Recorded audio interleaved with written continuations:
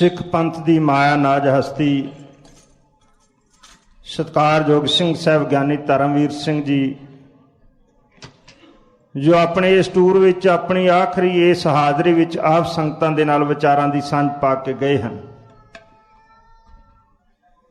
जांदे जांदे बड़े एक नुकते दे उत्ते विचार अपनी छड्ड के गए हैं। मैं छोटे जे नुकते नूं अपनी कविता विच बयानात करके प्रारंभ कीते हुए मजमून नूं मैं तुहाडे चरनां 'च रखना चाहुंदा। गुरदेव सिंह मान एक कवि होए ने, बड़ी सुंदर एक अपनी किताब है उसकी मान सरोवर, जिहड़ा भाई साहब उन्होंने वाकियात बयान किया है उसनूं उसने अपनी कविता विच बयानात करने का यतन किया है। साझा करने तो पहला आप जी की इजाजत चाहता हाँ। प्यार सत फतेह बुलाओ, आखो जी वाहिगुरू जी का खालसा वाहिगुरू जी की फतेह। वो लिखदा कहंदा जां चमकौर गड़ी दे विचों कुंडियां कुंडियां मुछां वाले मशरे वैरी दल दे अंदर कुददे गए ओ बीर नराले जां शमा दी सैनत उत्ते मर गए हो परवाने झल्ले जा करदे गए गल दे हारों उसदे मोती कल्ले कल्ले एदे इश्क च होए अन्ने हंझुआं नूं सिंह रोक ना सके वेख के दा खिड़िया मत्था फिर भी दिल नूं टोक ना सके। कहन लगे हे कलगियां वाले दुश्मन दा कोई अंत ना आवे लैके लख हजारां फौजा प्या गड़ी नूं घेरा पावे जिवें किवें हो सकदा है छेती इत्थों तुर जा साइयां अपनी जिंद कीमती लैके जूं जाने तू मुड़ जा साइयां। तेरे अखां मीटण उत्ते वरत जाएगी सुन जहानी नवां चढ़ाया सच दा सूरज हो जावे ना किधरे फानी तू बच जावे तां जम पैसन साडे जइयां फौजां लखां इस गड़ी चों बाहर निकल के जिथे पईयां तेरियां रखां गिदड़ों शेर बनांदियां जासन चिड़ियों बाज तुरांदियां जासन ओ एहो जिहां के वैरी फौजां मिट्टी विच मिलांदियां जासन साडे लई जे जा नहीं सकदा तुरजा करके जा दुहाइयां तैनूं सौ सिक्खी दी अड़िया तुरजा सिक्खी खातर साइयां। कहन लगा वो सुन सुन गल्लां गुरदेव पिता कहन लगा वो सुन सुन गल्लां अखां करके लाल अंगारे खाके फट कलेजी अंदर फट्टड़ शेर जिवें भुब मारे सिंगो बस खामोश हो जाओ मैं सुनना कुछ होर नहीं चाहता। इस गड़ी दे विचों बच के मेरा एक भी वाल नहीं जाता। जिन्ना जिगर दे टोटियां खातर वटे लाल कुहाए ने मैं जिन्ना दी जिंदगानी खातर हीरे घोल कमाए ने मैं भी उन्हां दे मरण तो पहला अपना आपा वार देंगा ए जिस्म दी खाकी नैया खूनी नै विच तार देंगा डुब जासी ओ जीवन नैया चप्पू तेग जिन्हों नहीं खैना जो डुब जाना मजियां नूं मेहना तू भज जाना मर्दां नूं मेहना जद तक मेरे जिस्म दी बोटी बोटी तलवारां ते नाच ना नचे मेरे जिस्म दा आखिरी कतरा धरती उत्ते पै ना रचे तदे तक तां शेर जवानों सुख दा सा कोई आ नहीं सकदा उदों तक तां कदे गोबिंद सिंह इस गड़ी चों जा नहीं सकदा। सिंह नरासे जे तद हो गए सोचा अंदर पै गए सारे बुझनो क्षमा बचाइए कीकू सोचन पे पतंग विचारे दया सिंह दे दिल कुछ आई बुलियां वेसी ओ मुस्काया चार सिंगां नूं नाल मिला के फिर दाते दे सावें आया गरज क्या सुनो गोबिंद सिंह हुण लहजा बदल गए गरज क्या उस सुनो गोबिंद सिंह अगे सी हर सिंह तरले पांदा पर हुण तैनूं पंथ खालसा इस तरह है हुक्म सुनांदा, इस घड़ी दे विचों छेती अपना आप बचा के लै जा, भावें तेग विखा के लै जा ते भावें भेस वटा के लै जा। पर तू इस हुक्म नूं सुन के दो अखर भी कह नहीं सकदा, हुण तू जूझण खातर पल भी इस घड़ी च रह नहीं सकदा। झटपट उन्हां लाल अखां ते पै गए सन पलकां दे परदे, जू दरबारी शाह अपने दा चुक चुक के सन आदर करदे। कलगियां वाले सीसो नूरी हैसी इंज झुकाया होया, जो शाहां दे शाह दे अगे कोई मतैत सी आया होया। तिन्ना सिंहां नूं नाल लै तुरिया, पीर हिंद दा बणिया तणिया, मूंह चुंगला पा गई दुनिया, पंथ गुरु गुर चेला बणिया।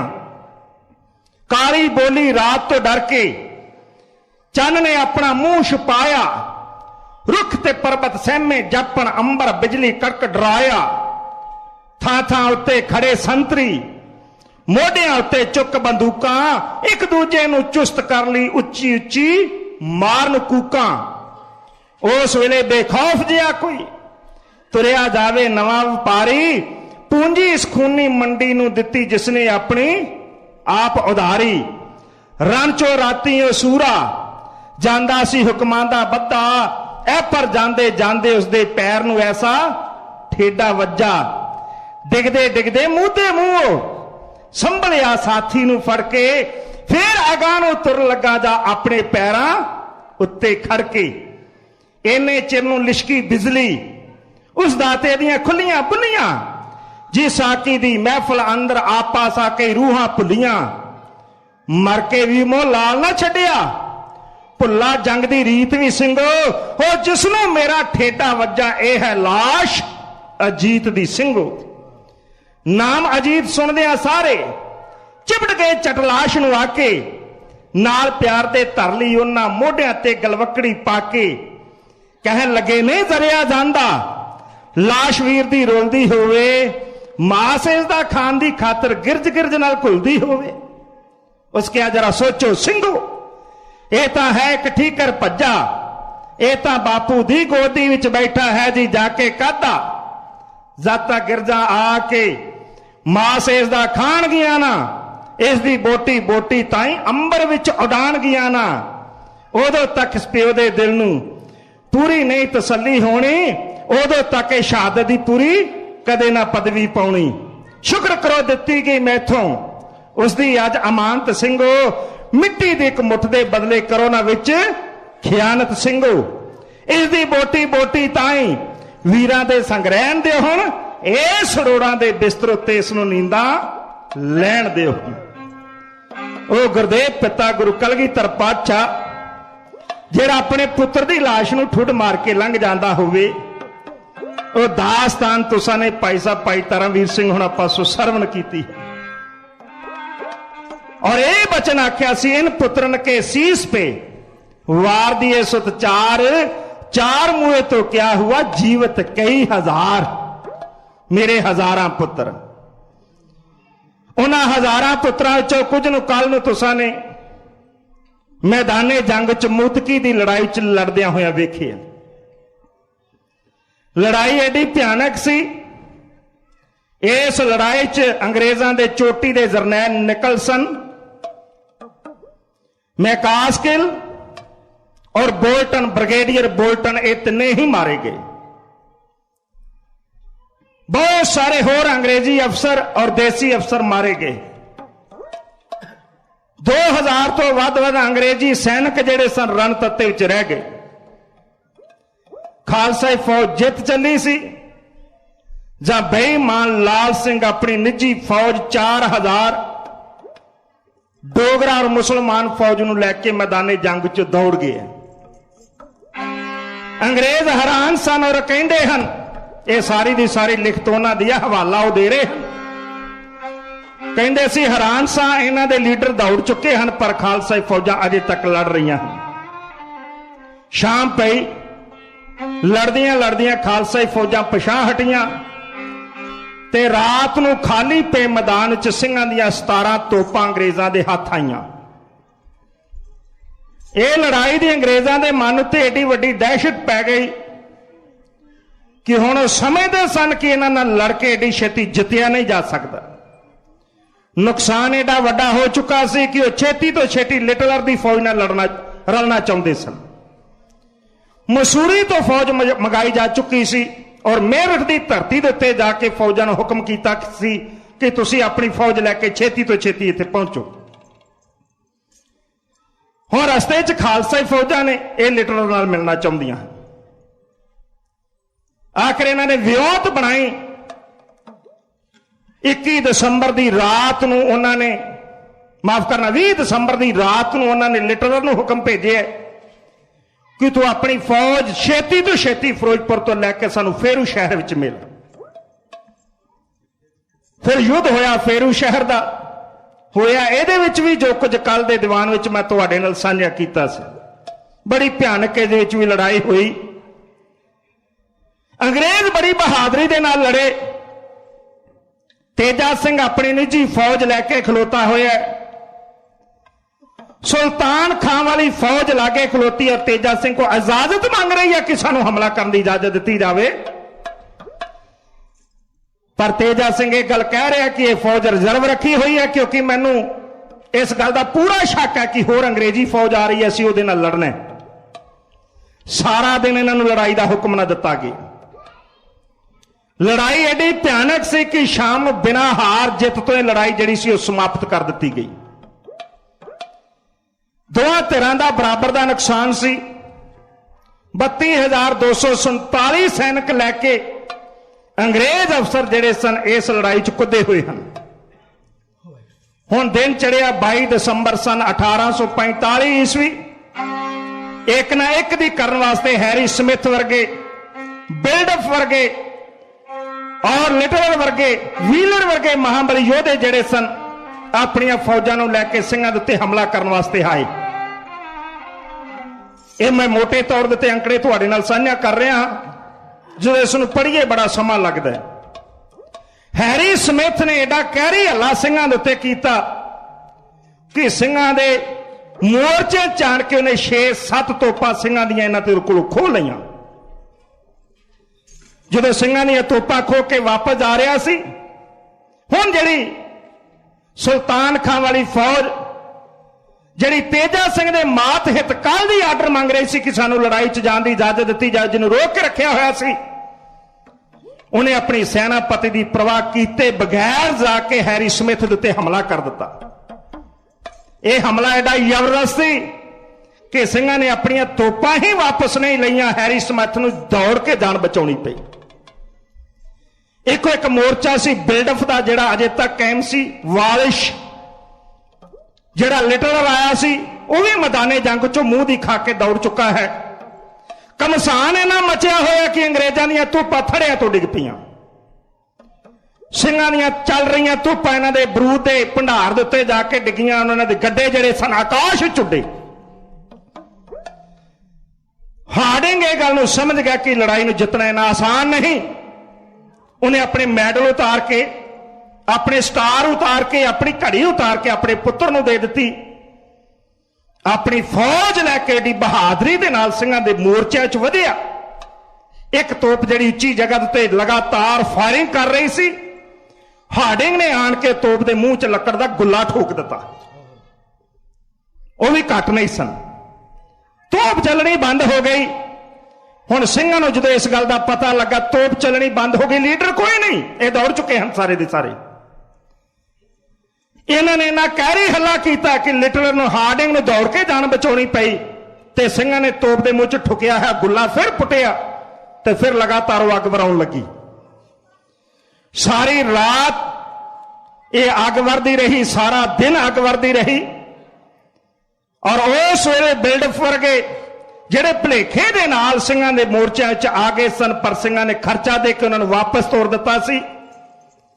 ਹਾਰਡਿੰਗ ਆਪਣੀ ਪੁਸਤਕ 'ਚ ਆਹ ਗੱਲ ਲਿਖਦਾ ਕਿ ਇੱਕ ਸੱਚਮੁੱਚੀ ਬਹਾਦਰੀ ਦਾ ਸਬੂਤ ਸੀ।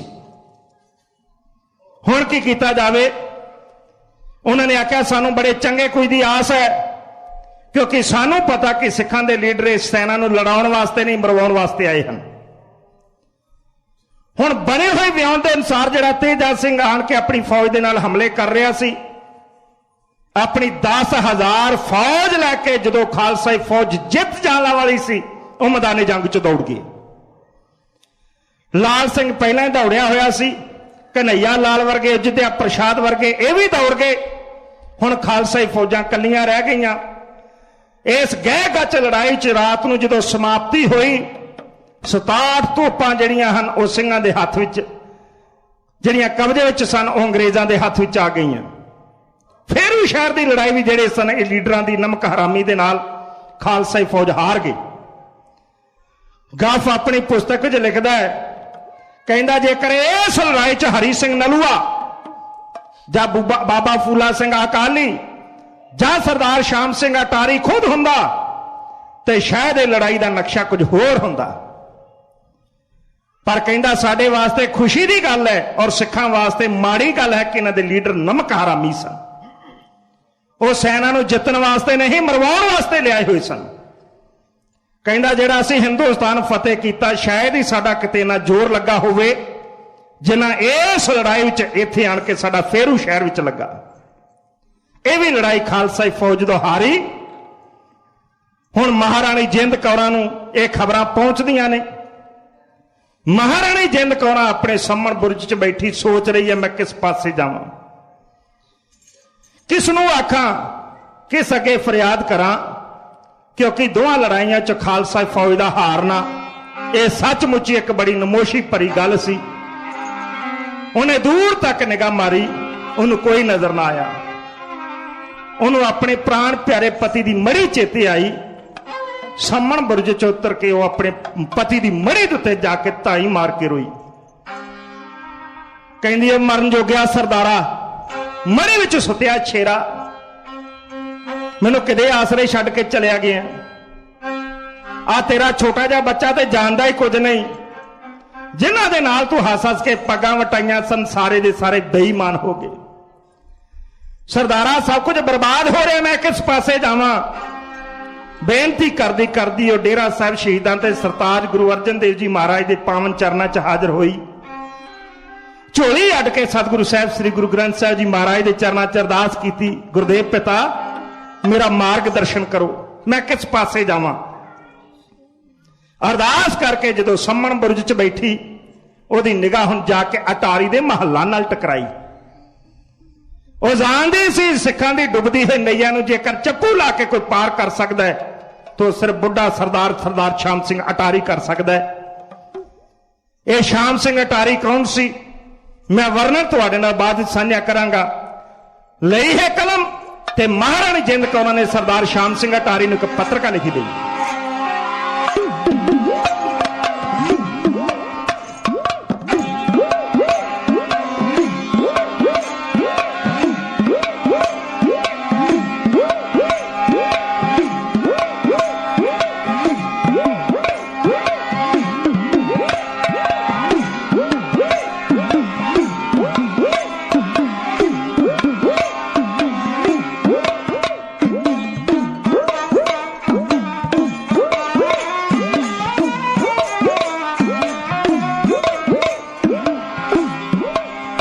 चिट्ठी लिखी महारानी ने श्याम सिंह नूं, लिखी महारानी ने श्याम सिंह नूं, बैठ होगी चित विच तार सिंगा।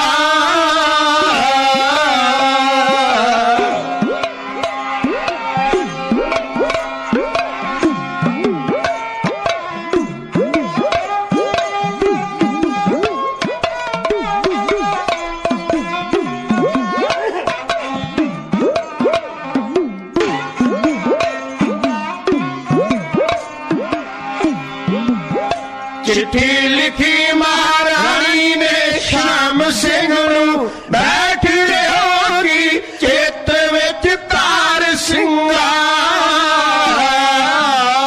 दोवें जंग मुद की फेरू शहर वाले सिंह आए ने, सिंह आए ने, सिंह आए अंग्रेज तो हार सिंगा।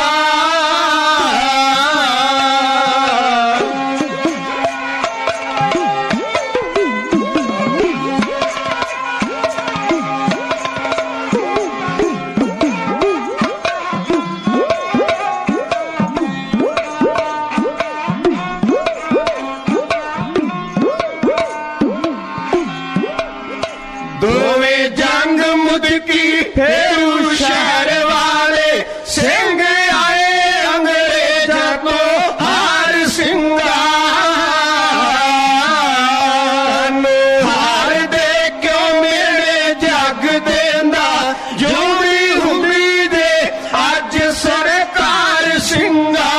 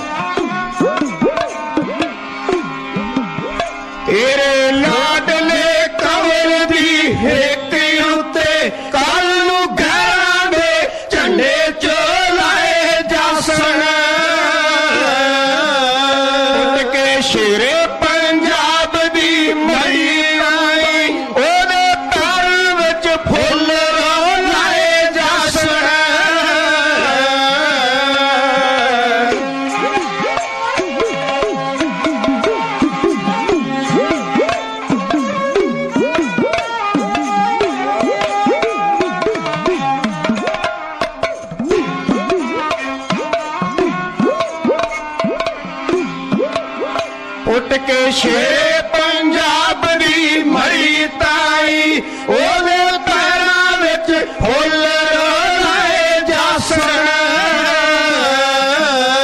ਜਿੰਨੇ ਬਦਲੀ ਤਕਦੀਰ ਪੰਜਾਬੀਆਂ ਦੀ ਉਹਦੀ ਆਤਮਾ ਨੂੰ ਪੀਰ ਲਾਏ ਜਾਸਣ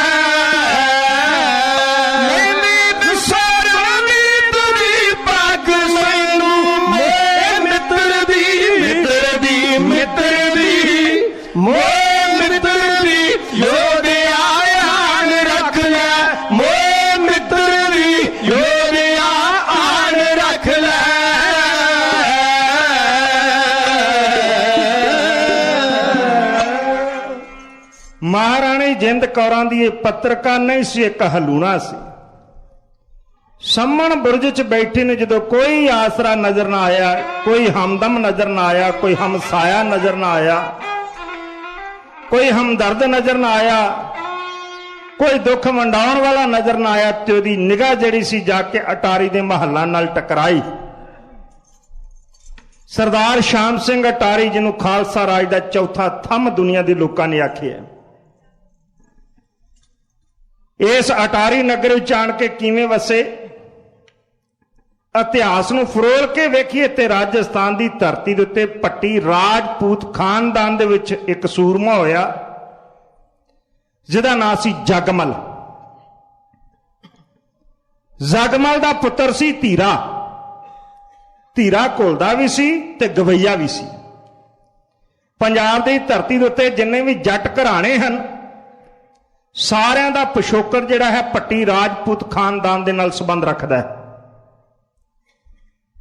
ਇਹ ਧੀਰਾ ਜਿਹੜਾ ਸੀ ਆਪਣੇ ਕੰਮਕਾਰ ਦੀ ਭਾਲ ਵਾਸਤੇ ਰਾਜਸਥਾਨ ਦੀ ਧਰਤੀ ਦੇ ਉੱਤੇ ਲੁਧਿਆਣੇ ਦੇ ਲਾਗੇ ਇੱਕ ਪਿੰਡ ਹੈ ਕੌਂਕੇ, ਉੱਥੇ ਆਣ ਕੇ ਵਸਿਆ।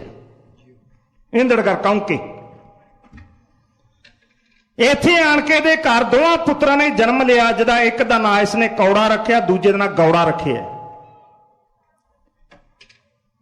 ਇਹ ਕੌੜਾ ਤੇ ਗੌੜਾ ਆਪਣੇ ਚੰਗੇ ਭਵਿੱਖ ਦੀ ਭਾਲ ਵਾਸਤੇ ਲੁਧਿਆਣੇ ਦੀ ਧਰਤੀ ਤੋਂ ਉੱਠ ਕੇ ਆਣ ਕੇ ਸ੍ਰੀ ਅੰਮ੍ਰਿਤਸਰ ਸਾਹਿਬ ਦੇ ਲਾਗੇ ਅਟਾਰੀ ਪਿੰਡ ਤੋਂ 7-8 ਮੀਲ ਦੀ ਦੂਰੀ ਉੱਤੇ ਹੈ ਪਿੰਡ ਹੈ ਕੌਂਕੇ, ਜਿਨ੍ਹਾਂ ਨੇ ਆਪਣਾ ਇਹ ਪੁਰਾਣੇ ਪਿੰਡ ਦੇ ਨਾਂ ਤੋਂ ਦੂਸਰਾ ਪਿੰਡ ਵਸਾਇਆ। ਜਦੋਂ ਇੱਥੇ ਆਣ ਕੇ ਵਸੇ, ਇੱਥੇ ਆਣ ਕੇ ਨਾ ਦੋਵਾਂ ਭਰਾਵਾਂ ਨੇ ਖੰਡੇ ਬਾਟੇ ਦਾ ਅੰਮ੍ਰਿਤ ਛਕਿਆ ਤੇ ਕੌੜ ਸਿੰਘ ਔਰ ਗੌੜ ਸਿੰਘ ਦੇ ਨਾਂ ਦੇ ਨਾਲ ਪ੍ਰਸਿੱਧ ਹੋਏ। ਜਦੋਂ ਅਸੀਂ ਇਸ ਇਲਾਕੇ ਵਿੱਚ ਅੱਜ ਵੀ ਫਿਰਦੇ ਹਾਂ, ਉੱਥੇ ਮਾੜੀਆਂ ਹਨ, ਮਾੜੀ ਕੰਬੋਕੇ, ਮਾੜੀ ਕੌੜ ਸਿੰਘ, ਮਾੜੀ ਗੌੜ ਸਿੰਘ, ਮਾੜੀ ਕੰਬੋਕੇ, ਮਾੜੀ ਉਦੋਕੇ, ਐਸੀਆਂ ਮਾੜੀਆਂ ਹਨ ਜਿਹੜੀਆਂ ਸੂਰਮਿਆਂ ਦੇ ਨਾਂ ਦੇ ਉੱਤੇ ਪਈਆਂ ਹੋਈਆਂ ਹਨ। ਜਿੱਥੇ ਅੱਜ ਕੱਲ ਅਟਾਰੀ ਪਿੰਡ ਹੈ, ਇੱਥੇ ਪੁਰਾਣਾ ਇੱਕ ਥੇ ਹੁੰਦਾ ਸੀ ਔਰ ਸਾਧ ਦਾ ਡੇਰਾ ਇੱਕ ਇੱਥੇ ਹੁੰਦਾ ਸੀ।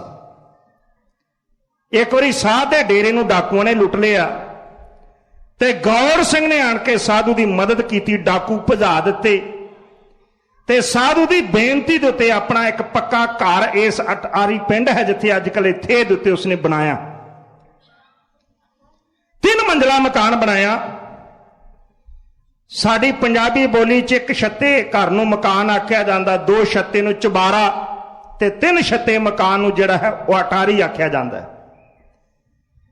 ਇਹ 3 ਛੱਤਾਂ ਮਕਾਨ ਬਣਾਇਆ, ਜਿਹੜਾ ਬਾਅਦ ਵਿੱਚ ਅਟਾਰੀ ਗੌਰ ਸਿੰਘ ਦੇ ਨਾਂ ਦੇ ਨਾਲ ਪ੍ਰਸਿੱਧ ਹੋਇਆ। ਹੁਣ ਗੌਰ ਸਿੰਘ, ਮਾੜੀ ਗੌਰ ਸਿੰਘ ਆ, ਉਹ ਇੱਕ ਵੱਖਰਾ ਪਿੰਡ ਹੈ। ਇਹਦੇ ਘਰ ਅੱਗੇ ਇੱਕ ਪੁੱਤਰ ਨੇ ਜਨਮ ਲਿਆ ਜਿਹਦਾ ਨਾਂ ਸੀ ਨਿਹਾਲ ਸਿੰਘ। ਨਿਹਾਲ ਸਿੰਘ ਨੇ ਇਸ ਇਲਾਕੇ 'ਚ ਇੱਕ ਵਾਰ ਡਾਕੂ ਪੈ ਕੇ ਘੋੜੀਆਂ ਕੱਢ ਕੇ ਲੈ ਗਏ ਤੇ ਘੋੜੀਆਂ ਛਡਵਾਈਆਂ ਸਨ। ਇਹ ਖਬਰ ਮਹਾਰਾਜਾ ਰਣਜੀਤ ਸਿੰਘ ਨੂੰ ਮਿਲੀ। ਮਹਾਰਾਜਾ ਰਣਜੀਤ ਸਿੰਘ ਦੇ ਸੰਪਰਕ ਵਿੱਚ ਸਰਦਾਰ ਨਿਹਾਲ ਸਿੰਘ ਆਇਆ ਔਰ ਮਹਾਰਾਜਾ ਰਣਜੀਤ ਸਿੰਘ ਤੇ ਨਿਹਾਲ ਸਿੰਘ ਪੱਕੇ ਮਿੱਤਰ ਬਣ ਗਏ। ਇੱਥੋਂ ਥੋੜੀ ਦੂਰ ਦੇ ਉੱਤੇ ਪਿੰਡ ਹੈ ਰਾਣੀਕੇ, ਜਿੱਥੋਂ ਦਾ ਅੱਜ ਕੱਲ ਪੰਜਾਬ ਦਾ ਇੱਕ ਮਿਨਿਸਟਰ ਵੀ ਹੈ, ਗੁਲਜ਼ਾਰ ਸਿੰਘ ਰਾਣੀਕੇ। ਮਹਾਰਾਜਾ ਰਣਜੀਤ ਸਿੰਘ ਜੀ ਇੱਕ ਵਾਰੀ ਸੱਚਖੰਡ ਸ੍ਰੀ ਹਰਿਮੰਦਰ ਸਾਹਿਬ ਦੇ ਦਰਸ਼ਨ ਕਰਨ ਵਾਸਤੇ ਆਏ ਤੇ ਰਾਣੀਕੇ ਪਿੰਡ ਆਣ ਕੇ ਬਿਮਾਰ ਹੋ ਗਏ। ਬਿਮਾਰੀ ਇੰਨੀ ਭਿਆਨਕ ਰੂਪ ਅਖਤਿਆਰ ਕਰ ਗਈ ਕਿ ਸਾਰਿਆਂ ਨੇ ਜਵਾਬ ਦੇ ਦਿੱਤਾ ਕਿ ਮਹਾਰਾਜਾ ਰਣਜੀਤ ਸਿੰਘ ਜੀ ਹੁਣ ਠੀਕ ਨਹੀਂ ਹੋ ਸਕਦੇ, ਮੌਤ ਯਕੀਨਨ ਹੈ। ਨਿਹਾਲ ਸਿੰਘ ਨੂੰ ਪਤਾ ਲੱਗਾ, ਅਟਾਰੀ ਵਿੱਚੋਂ ਰਾਣੀਕੇ ਗਿਆ, ਆਪਣੇ ਯਾਰ ਦਾ ਜਦੋਂ ਹਾਲ ਵੇਖਿਆ ਨਾ ਤੇ ਕਹਿੰਦੇ ਨੇ ਮੰਜੀ ਦੀਆਂ ਪ੍ਰਕਰਮਾ ਕਰਕੇ ਪੈਰਾਂ ਵਾਲੇ ਪਾਸੇ ਖਲੋ ਕੇ ਸਤਿਗੁਰੂ ਸਾਹਿਬ ਸ੍ਰੀ ਗੁਰੂ ਰਾਮਦਾਸ ਪਾਤਸ਼ਾਹ ਦਾ ਧਿਆਨ ਕਰ ਧਰ ਕੇ ਕਹਿਣ ਲੱਗਾ, ਹੇ ਗੁਰੂ ਰਾਮਦਾਸ ਪਾਤਸ਼ਾਹ, ਇਹ ਮਰਦ ਦੀ ਅਜੇ ਕੌਮ ਨੂੰ ਬੜੀ ਲੋੜ ਈ, ਇਹਨੂੰ ਸਾਡੇ ਕੋਲੋਂ ਨਾ ਖੋ। ਮੈਂ ਅਰਦਾਸ ਕਰਦਾ ਹਾਂ ਕਿ ਮਹਾਰਾਜਾ ਰਣਜੀਤ ਸਿੰਘ ਦੀ ਆਈ ਹੋਈ ਮੈਂ ਮਰ ਜਾਵਾਂ ਪਰ ਮਹਾਰਾਜਾ ਰਣਜੀਤ ਸਿੰਘ ਠੀਕ ਹੋ ਜਾਣ। ਜਿਨ੍ਹਾਂ ਗੱਲਾਂ ਤੇ ਅਸੀਂ ਬਹੁਤੇ ਕਈ ਵਿਸ਼ਵਾਸ ਨਹੀਂ ਕਰਦੇ, ਇਤਿਹਾਸ ਦੇ ਪੰਨੇ ਕਦੀ ਫਰੋਲ ਕੇ ਵੇਖੋ। ਕਹਿੰਦੇ ਨੇ ਜਦੋਂ ਨਿਹਾਲ ਸਿੰਘ ਆਪਣੇ ਘਰ ਗਿਆ ਜਿਹੜੀ ਬਿਮਾਰੀ ਮਹਾਰਾਜਾ ਰਣਜੀਤ ਸਿੰਘ ਨੂੰ ਸੀ ਉਹੀ ਬਿਮਾਰੀ ਸਰਦਾਰ ਨਿਹਾਲ ਸਿੰਘ ਨੂੰ ਹੋ ਗਈ। ਲੋਕਾਂ ਨੇ ਆਖਿਆ ਛੂਤ ਦੀ ਬਿਮਾਰੀ ਹੈ, ਨਿਹਾਲ ਸਿੰਘ ਭਾਜੀ ਲੈ ਕੇ ਆ ਗਿਆ। ਇਧਰ ਨਿਹਾਲ ਸਿੰਘ ਦੀ ਬਿਮਾਰੀ ਵੱਧਦੀ ਗਈ ਤੇ ਮਹਾਰਾਜਾ ਰਣਜੀਤ ਸਿੰਘ ਜੀ ਠੀਕ ਹੁੰਦੇ ਚਲੇ ਗਏ। ਠੀਕ 10 ਦਿਨ ਦੇ ਬਾਅਦ ਮਹਾਰਾਜਾ ਰਣਜੀਤ ਸਿੰਘ ਨਵੰਬਰ 9 ਹੋ ਕੇ ਪਲੰਗ ਤੋਂ ਉੱਠ ਖਲੋਤੇ ਤੇ ਸਰਦਾਰ ਨਿਹਾਲ ਸਿੰਘ ਇਸ ਦੁਨੀਆ ਤੋਂ ਅਲਵਿਦਾ ਕਹਿ ਕੇ ਵਾਹਿਗੁਰੂ ਦੇ ਚਰਨਾਂ 'ਚ ਜਾ ਬਿਰਾਜੇ। ਇਹ ਸੀ ਸੱਚੇ ਮਿੱਤਰ ਦੇ ਪ੍ਰਤੀ ਕੀਤੀ ਹੋਈ ਅਰਦਾਸ। ਮਹਾਰਾਜਾ ਰਣਜੀਤ ਸਿੰਘ ਦੇ ਮਨ ਵਿੱਚ ਸਰਦਾਰ ਨਿਹਾਲ ਸਿੰਘ ਦਾ ਸਤਿਕਾਰ ਹੋਰ ਵੱਧ ਗਿਆ। ਇਸੇ ਸਰਦਾਰ ਨਿਹਾਲ ਸਿੰਘ ਦੇ ਘਰ ਅੱਗੇ ਇੱਕ ਪੁੱਤਰ ਨੇ ਜਨਮ ਲਿਆ ਜਿਹਦਾ ਨਾਮ ਉਸਨੇ ਸਰਦਾਰ ਸ਼ਾਮ ਸਿੰਘ ਰੱਖਿਆ। ਬਾਅਦ ਵਿੱਚ ਇਸੇ ਸ਼ਾਮ ਸਿੰਘ ਦੇ ਨਾਂ ਤੋਂ ਇਹ ਅਟਾਰੀ ਵੱਜੀ, ਜਿਹਨੂੰ ਸ਼ਾਮ ਸਿੰਘ ਦੀ ਅਟਾਰੀ ਆਖਿਆ ਜਾਂਦਾ ਹੈ, ਜਿਹੜਾ ਨਗਰ ਅੱਜ ਦੇ ਦਿਨ ਤੱਕ ਮੌਜੂਦ ਹੈ। ਮਿੱਤਰਤਾ ਗੂੜੀ ਹੋ ਗਈ। ਫਿਰ ਮਹਾਰਾਜਾ ਰਣਜੀਤ ਸਿੰਘ ਦੇ ਕਹਿਣ ਉੱਤੇ ਸਰਦਾਰ ਸ਼ਾਮ ਸਿੰਘ ਅਟਾਰੀ ਨੇ ਆਪਣੀ ਧੀ ਬੀਬੀ ਨਾਨਕੀ ਦਾ ਰਿਸ਼ਤਾ ਮਹਾਰਾਜਾ ਖੜਕ ਸਿੰਘ ਦੇ ਪੁੱਤਰ ਨੌ ਨਿਹਾਲ ਨੂੰ ਕਰ ਦਿੱਤਾ ਤੇ ਦੋਸਤੀ ਜਿਹੜੀ ਸੀ ਰਿਸ਼ਤੇਦਾਰੀ ਵਿੱਚ ਬਦਲ ਗਈ। ਮਹਾਰਾਣੀ ਜਿੰਦ ਕੌਰਾਂ ਜਾਣਦੀ ਸੀ, ਉਹ ਕਹਿੰਦੀ ਸੀ ਮੈਂ ਕਿਹਦੇ ਉੱਤੇ ਭਰੋਸਾ ਕਰਾਂ, ਕਿਹਨੂੰ ਆਖਾਂ, ਕਿਹਦੇ ਅੱਗੇ ਫਰਿਆਦ ਕਰਾਂ। ਸੰਮਣ ਬੁਰਜ 'ਚ ਬੈਠੀ ਉਹ ਰੋ ਰਹੀ ਹੈ, ਉਹਦੇ ਹੰਝੂ ਪੂੰਝਣ ਵਾਲਾ ਕੋਈ ਨਹੀਂ। ਇਹ ਅਵਸਥਾ ਕਦੀ ਕਿਸੇ ਨੇ ਵੇਖਣੀ ਹੋਵੇ ਤੇ ਉਹਦੀ ਵੇਖੀ ਜਾ ਸਕਦੀ ਹੈ ਜਿਹਦੇ ਸਿਰ ਦਾ ਸਾਈਂ ਤੁਰ ਜਾਵੇ। ਮਹਾਰਾਣੀ ਜਿੰਦ ਕੌਰਾਂ ਨੇ ਬੜੇ ਸੁੱਖ ਵੇਖੇ ਸਨ, ਪਰ ਹੁਣ ਮੁਸੀਬਤਾਂ ਦੇ ਪਹਾੜ ਉਹਦੇ ਸਿਰ ਦੇ ਉੱਤੇ ਡਿੱਗ ਪਏ ਹਨ। ਉਹਨੇ ਪੱਤਰਕਾ ਲਿਖੀ ਜਿਹੜੀ ਸਰਦਾਰ ਸ਼ਾਮ ਸਿੰਘ ਅਟਾਰੀ ਨੇ ਪੱਤਰਕਾ ਮਿਲੀ। ਚਿੱਠੀ ਪੜ੍ਹੀ ਤੇ ਦਿਲ ਭੁਚਾਲ ਆਇਆ। ਕਿਸੇ ਰੋਹ ਵਿੱਚ ਅਣ ਸਰਦਾਰ ਉੱਠਿਆ, ਚੜਿਆ ਖੂਨ, ਨੇਤਰ ਲਾਲੋ ਲਾਲ ਹੋ ਗਏ, ਲੈ ਕੇ ਹੱਥ ਵਿੱਚ ਨੰਗੀ ਤਲਵਾਰ ਉੱਠਿਆ। ਕਾਂਟਾ ਬੁਰੀ ਤਕਦੀਰ ਦਾ ਬਦਲਣੇ ਨੂੰ ਕੌਮੀ ਅਣਖ ਦੇ ਤਾਈਂ ਵੰਗਾਰ ਉੱਠਿਆ। ਰੁੜੀ ਜਾਂਦੀ ਪੰਜਾਬ ਦੀ ਅਣਖ ਤਾਈਂ ਟੁੰਬਣ ਵਾਸਤੇ ਸ਼ੇਰ ਲਲਕਾਰ ਉੱਠਿਆ। ਸਰਦਾਰ ਸਮਝਦਾ ਸੀ ਜਿਸ ਮਾਈ ਧਾਰ ਦੇ ਵਿੱਚ ਬੇਈਮਾਨ ਖਾਲਸਾ ਰਾਜ ਦੀ ਬੇੜੀ ਲੈ ਗਏ ਹਨ, ਸ਼ਾਇਦ ਮੈਂ ਚੱਪੂ ਲਾ ਕੇ ਇਸ ਨੂੰ ਪਾਰ ਨਾ ਕਰ ਸਕਾਂ। ਪਰ ਉਹ ਸਾਰਿਆਂ ਸਰਦਾਰਾਂ ਨੂੰ ਜਾਣਦਾ ਸੀ ਜਿਹੜੇ ਤੇਜਾ ਸਿੰਘ ਔਰ ਲਾਲ ਸਿੰਘ ਦੀ ਗਦਾਰੀ ਦੇ ਉੱਤੇ ਲਾਂਤਾ ਪਾਉਂਦੇ ਹੋਏ ਆਪਣੇ ਘਰਾਂ ਵਿੱਚ ਆਣ ਕੇ ਬੈਠ ਗਏ ਸਨ। ਉਹਨਾਂ ਸਾਰਿਆਂ ਦੇ ਐਡਰੈਸ ਉਹਨੂੰ ਯਾਦ ਸੀ। ਧਿਆਨ ਸਿੰਘ ਦੇ ਸਤਾਏ ਹੋਏ ਨਾਮ ਕੱਟੇ ਸਰਦਾਰ ਉਹਨੂੰ ਯਾਦ ਸਨ। ਇਹ ਸਰਦਾਰ ਨੇ ਕਾਗਜ਼ ਲਿਆ, ਕਲਮ ਲਈ, ਸਾਰੇ ਸਰਦਾਰਾਂ ਨੂੰ ਸਰਦਾਰ ਨੇ ਪੱਤਰਕਾਵਾਂ ਲਿਖੀਆਂ ਜਿਨ੍ਹਾਂ ਦਾ ਮਜ਼ਮੂਨ ਢਾਡੀ ਸਿੰਘ ਤੁਹਾਡੇ ਨਾਲ ਸਾਂਝਾ ਕਰ ਰਹੇ ਨੇ। ਸੁਣੋ ਸਾਧ ਸੰਗਤ।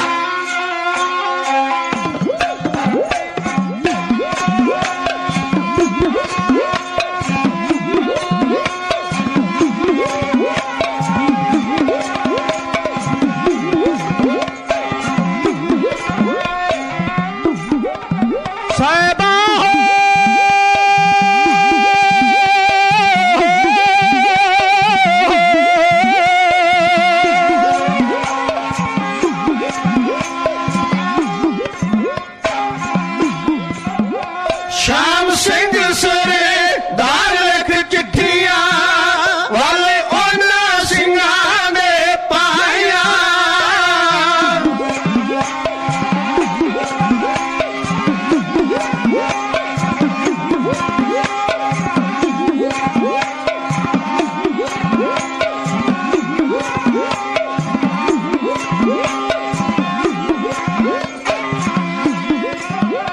ਜਿਹੜੇ ਹੋ ਗਏ ਪਰੋਲੇ ਜੰਗ ਚ ਤਾਰੇ ਆਸੇ ਕਰਾਂ ਨੂੰ ਤਾਇਆ।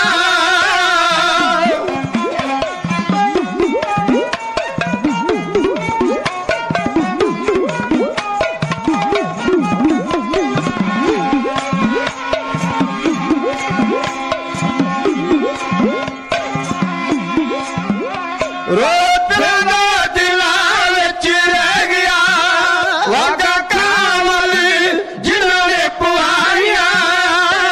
ਚਿੱਠੀਆਂ ਅਟਾਰੀ ਵਿੱਚ ਸੱਦ ਲੈ, ਸੱਦ ਲੈ, ਚਿੱਠੀਆਂ ਅਟਾਰੀ ਵਿੱਚ ਸੱਦ ਲੈ।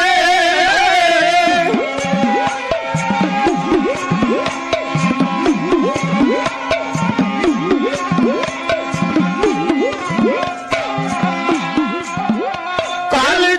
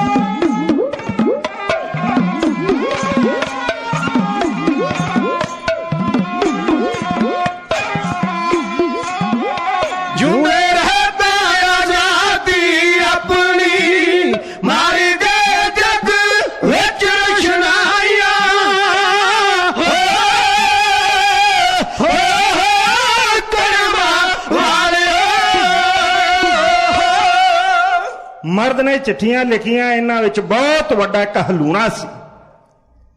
ਜਿਸ ਸਰਦਾਰ ਨੂੰ ਚਿੱਠੀ ਮਿਲੀ ਉਸਨੇ 10 ਨੂੰ ਅੱਗੇ ਹੋਰ ਖਬਰ ਕਰ ਦਿੱਤੀ। ਸੂਰਮੇ ਦੇ ਮਨ 'ਚ ਚਾਅ ਇੰਨਾ ਸੀ, ਜੇ ਕੋਈ ਬਾਹਰ ਹਾਲ ਵਾਹੁਣ ਵਾਸਤੇ ਗਿਆ, ਉਹਦੀ ਘਰਵਾਲੀ ਨੂੰ ਪੱਤਰਕਾ ਮਿਲੀ ਹੈ, ਘਰੋਂ ਆਪਣੇ ਸਰਦਾਰ ਦੀ ਤੇਗ ਔਰ ਤੀਰ ਕਮਾਨ ਲੈ ਕੇ ਉਹਨੂੰ ਜਾ ਕੇ ਖੇਤਾਂ 'ਚ ਮਿਲ ਕੇ ਕਹਿਣ ਲੱਗੀ, ਸਰਦਾਰ ਜੀ ਤੁਸੀਂ ਜਾਓ, ਤੁਹਾਡੀ ਦੇਸ਼ ਨੂੰ ਲੋੜ ਹੈ, ਇਹ ਹੰਡਾਲੀ ਮੈਂ ਕਰ ਲੈ ਜਾਵਾਂਗੀ, ਬਲਦਾਂ ਨੂੰ ਮੈਂ ਆਪੇ ਸਾਂਭ ਕੇ ਲੈ ਜਾਵਾਂਗੀ। ਸਰਦਾਰ ਦੇ ਇੱਕ ਸੁਨੇਹੇ ਦੇ ਉੱਤੇ 10,000 ਉਹ ਖਾਲਸਾਈ ਫੌਜ ਆਣ ਕੇ ਅਟਾਰੀ ਵਿੱਚ ਇਕੱਠੀ ਹੋਈ, ਜਿਨ੍ਹਾਂ 'ਚ ਇੱਕ ਵੀ ਬੇਈਮਾਨ ਨਹੀਂ ਸੀ।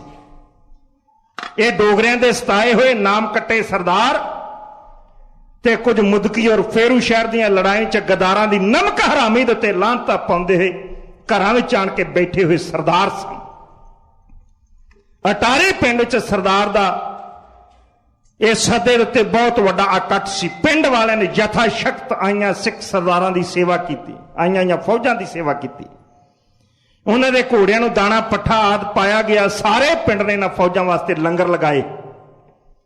ਸਰਦਾਰ ਨੇ ਤਕਰੀਰ ਕੀਤੀ, ਕਹਿਣ ਲੱਗਾ, ਖਾਲਸਾ ਜੀ ਮੈਂ ਵਾਅਦਾ ਨਹੀਂ ਕਰਦਾ ਕਿ ਜਿਸ ਮੰਝ ਧਾਰ ਦੇ ਵਿੱਚ ਬੇਈਮਾਨ ਖਾਲਸਾ ਰਾਜ ਦੀ ਬੇੜੀ ਲੈ ਗਏ ਨੇ, ਮੈਂ ਉੱਥੋਂ ਚੱਪੂ ਲਾ ਕੇ ਪਾਰ ਲਿਆਵਾਂਗਾ, ਪਰ ਮੈਂ ਇੱਕ ਵਾਅਦਾ ਕਰਦਾ ਹਾਂ, ਸਰਦਾਰ ਸ਼ਾਮ ਸਿੰਘ ਅਟਾਰੀ ਮੈਦਾਨੇ ਜੰਗ 'ਚ ਜਾਏਗਾ, ਕੋਈ ਦੁਨੀਆ ਦਾ ਇਤਿਹਾਸਕਾਰ ਇਹ ਗੱਲ ਨਹੀਂ ਆਖੇਗਾ ਕਿ ਸਰਦਾਰ ਨੇ ਬੇਈਮਾਨੀ ਜਾਂ ਗਦਾਰੀ ਕੀਤੀ। ਜਿਨ੍ਹਾਂ ਗਦਾਰਾਂ ਨੇ ਤੁਹਾਨੂੰ ਬਲਦੀ ਦੇ ਬੂਥੇ ਦਿੱਤਾ ਹੈ, ਉਹਨਾਂ ਦੇ ਉੱਤੇ ਸਾਨੂੰ ਕੋਈ ਆਸ ਨਹੀਂ। ਉਹ ਰਣ ਤੱਤੇ 'ਚ ਸਾਡੇ ਨਾਲ ਆਉਣ ਜਾਂ ਨਾ ਆਉਣ, ਅਸੀਂ ਜਿੰਨੇ ਕੋ ਹਾਂ ਇਹਨੇ ਕ ਜਾ ਕੇ ਅੰਗਰੇਜ਼ਾਂ ਦੇ ਨਾਲ ਲੋਹੇ ਦੀ ਦੀਵਾਰ ਬਣ ਕੇ ਟਕਰਾਵਾਂਗੇ। ਜੇ ਜਿੱਤ ਗਏ ਪੰਜਾਬ ਦਾ ਰਾਜ ਭਾਗ ਸਾਡਾ ਹੋਵੇਗਾ, ਹਾਰ ਗਏ ਤਖਤਾ ਨਸੀਬ ਹੋਵੇਗਾ। ਸੂਰਮੇ ਦੇ ਹਿੱਸੇ ਦੋ ਗੱਲਾਂ ਹੁੰਦੀਆਂ ਹਨ, ਜਾਂ ਤਖਤ ਜਾਂ ਫਿਰ ਤਖਤਾ। ਜਿੱਤ ਗਏ ਸਿੰਘਾਸਨ ਦੇ ਮਾਲਕ ਬਣਾਂਗੇ, ਹਾਰ ਗਏ ਜਿਉਂਦੇ ਜੀ ਵਾਪਸ ਨਹੀਂ ਆਵਾਂਗੇ, ਫਿਰ ਅਸੀਂ ਤਖਤੇ ਦੇ ਉੱਤੇ ਪਵਾਂਗੇ। ਤੀਸਰੀ ਗੱਲ ਦਾ ਸਰਦਾਰ ਨੇ ਆਖਿਆ, ਮੈਨੂੰ ਪਤਾ ਨਹੀਂ। ਸੂਰਮੇ ਨੇ ਜੈਕਾਰੇ ਛੱਡੇ। ਕੱਲ ਦੇ ਦੀਵਾਨ ਵਿੱਚ ਮੈਂ ਸਰਦਾਰ ਦੀ ਤਿਆਰੀ ਤੁਹਾਡੇ ਚਰਨਾਂ 'ਚ ਰੱਖਣ ਦਾ ਯਤਨ ਕਰਾਂਗਾ। ਅੱਜ ਦੀ ਜਿੰਨੀ ਸੇਵਾ ਕੀਤੀ ਹੈ ਪ੍ਰਵਾਨ ਕਰਨੀ, ਕਿਉਂਕਿ ਦਾਸ ਦਾ ਗਲਾ ਕੁਝ ਖਰਾਬ ਹੈ ਸਵੇਰ ਤੋਂ ਹੀ। ਅੱਜ ਜਿਹੜੀ ਸਨੋ ਪਈ ਉਹਦਾ ਥੋੜਾ ਜਿਹਾ ਅਸਰ ਹੋ ਗਿਆ। ਅਰਦਾਸ ਕਰਨੀ ਕਿ ਕੱਲ ਤੱਕ ਦਾਸ ਦਾ ਗਲਾ ਜਿਹੜਾ ਠੀਕ ਹੋ ਜਾਵੇ। ਭਾਵੇਂ ਕਿੰਨੀਆਂ ਵੀ ਗੱਲਾਂ ਕਿਉਂ ਨਾ ਹਿਰਦੇ 'ਚ ਹੋਣ, ਜੇਕਰ ਕੰਠ ਸਾਥ ਨਾ ਦੇਵੇ ਤੇ ਇਨਸਾਨ ਗੱਲ ਨਹੀਂ ਕਰ ਸਕਦਾ। ਜਿੰਨੀ ਸੇਵਾ ਤੁਹਾਡੀ ਕਰਨ ਦੀ ਯਤਨ ਕੀਤਾ ਗਿਆ ਹੈ, ਉਸ ਨੂੰ ਤੁਸਾਂ ਨੇ ਪ੍ਰਵਾਨ ਕਰਨਾ, ਅੱਗੇ ਵਾਸਤੇ ਸਮਤ ਬਖਸ਼ਿਸ਼ ਕਰਨੀ, ਹੋਈਆਂ ਭੁੱਲਾਂ ਦੀ ਖਿਮਾ ਤੁਸਾਂ ਨੇ ਬਖਸ਼ਿਸ਼ ਕਰਨੀ, ਚੜ੍ਹਦੀ ਕਲਾ ਬਖਸ਼ਿਸ਼ ਕਰਨੀ। ਇਸ ਮਜ਼ਬੂਨ ਨੂੰ ਸਰਦਾਰ ਬੁੱਢੇ ਸਰਦਾਰ ਸ਼ਾਮ ਸਿੰਘ ਅਟਾਰੀ ਨੇ ਖਾਲਸੇ ਦੀ ਵਿਗੜੀ ਨੂੰ ਸਵਾਰਨ ਦਾ ਕਿਵੇਂ ਯਤਨ ਕੀਤਾ, ਤੁਹਾਡੇ ਚਰਨਾਂ 'ਚ ਰੱਖਣ ਦਾ ਯਤਨ ਕਰਾਂਗੇ। ਢਾਡੀ ਸਿੰਘ ਪਾਸੋਂ 6 ਪੌੜੀਆਂ ਨਾਲ ਜਾਪ ਸਰਵਣ ਕਰੋ। ਦਾਸ ਨੂੰ ਹੋਈਆਂ ਭੁੱਲਾਂ ਦੀ ਖਿਮਾ ਦਿੰਦੇ ਫਤਿਹ ਬੁਲਾਓ ਤੇ ਆਖੋ ਜੀ ਵਾਹਿਗੁਰੂ ਜੀ ਕਾ ਖਾਲਸਾ, ਵਾਹਿਗੁਰੂ ਜੀ ਕੀ ਫਤਿਹ।